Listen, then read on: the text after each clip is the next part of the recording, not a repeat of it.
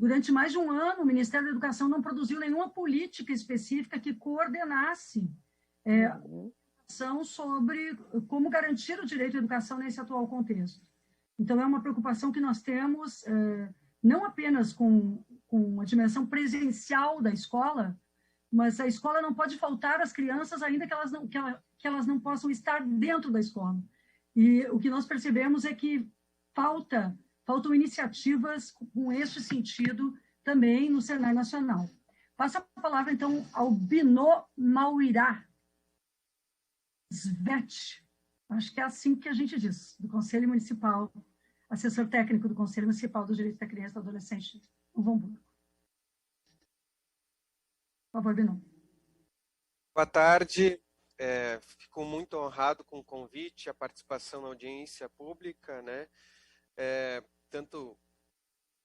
Queria saudar o Valdenor, né, e a deputada Maria do Rosário, né, que fez o convite também, por estar aqui junto com pessoas tão qualificadas. E minha contribuição nessa audiência pública, ele vai no sentido da pesquisa que eu fiz como mestrando em antropologia, mas também como servidor, educador social na Secretaria de Desenvolvimento Social de Novo Hamburgo, né?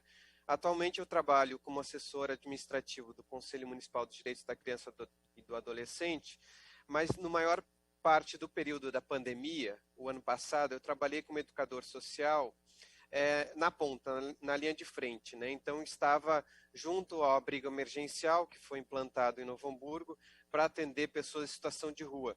E também na abordagem social. Eu queria trazer esse aspecto porque foi mencionado antes a questão da educação e o atendimento de crianças e adolescentes, né?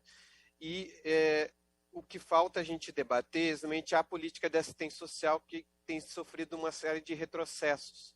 Um deles é a redução do orçamento, né, para a política de assistência social, que ano após ano tem reduzido, e outro é também o desmonte do programa de erradicação do trabalho infantil, né? Então não teve novos repasses para o PET, e isso fez também com que os municípios não priorizassem esse trabalho, né? Então a gente fez um esforço tremendo para a continuidade do PET em Novo Hamburgo, e tentando buscar esse trabalho de atender a situação de trabalho infantil, e que é reflexo de uma crise econômica, do desemprego, mas no período da pandemia se aguçou mais ainda. Então, junto com os educadores sociais que trabalham na abordagem social em Novo Hamburgo, se percebeu um aumento do trabalho infantil. E isso acabou provocando a priorização dessa pauta que antes estava deixada de lado, né? Antes tu tinha espaços como no CRAS, no Serviço de Convivência e Fortalecimento de Vínculos, né? Como essa rede socioassistencial que atendia em conjunto com as escolas, que eram espaços protetivos. Mas não tendo o atendimento presencial nas escolas e também não sendo permitido o atendimento em grupos, né? Então, as aglomerações no Serviço de Convivência e Fortalecimento de Vínculos, né? Que em Novo Hamburgo a gente chama de Unidade de Referência Assistência Social, né? A sigla é URAS. Como esses atendimentos não poderiam ser feitos, as crianças ficam em suas casas, contudo com os pais e as mães, né, os seus responsáveis trabalhando, elas não têm alguém que as cuide, ou às vezes até um irmão mais velho, etc. E elas buscam uma fonte de renda na rua, e a gente começou a encontrar cada vez mais crianças e adolescentes. O contexto de Novo Hamburgo, que é uma cidade metropolitana, né, da capital Porto Alegre, de uma movimentação através do Transurb, né, do trem que eles se deslocam. Então, Novo Hamburgo, São Leopoldo talvez possa estar identificando isso também, né?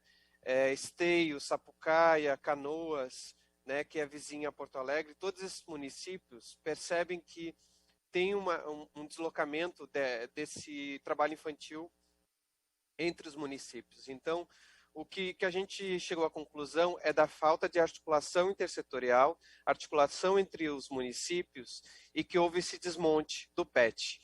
Então, essa é a contribuição que eu tenho a dar, né, de que a gente possa, de novo, conseguir lutar dentro da Câmara para ampliação do orçamento para a política de assistência social, e a outra é pressionar o governo federal, né, tanto do Ministério de Cidadania quanto no Ministério dos Direitos Humanos, que tem a pasta da criança e adolescente, para que retome as discussões do PET e que a gente consiga, de novo, articular, porque eu sei que o Fórum está organizado, o Ministério Público do Trabalho tem feito campanhas, mas não se faz ação na ponta sem orçamento, né, sem recursos para executar.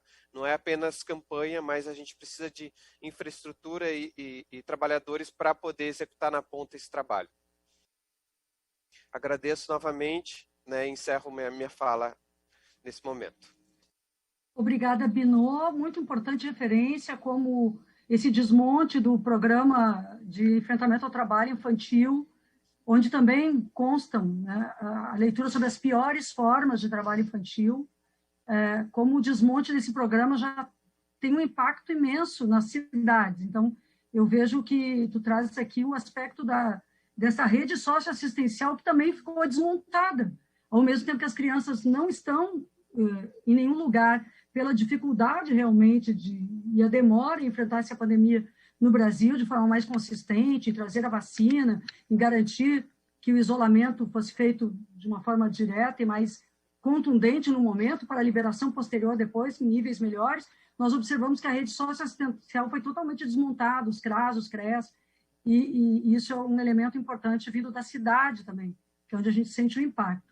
Senhora Jane Francine Boardman Elias, por favor. Boa tarde, então, companheiros e companheiras, né?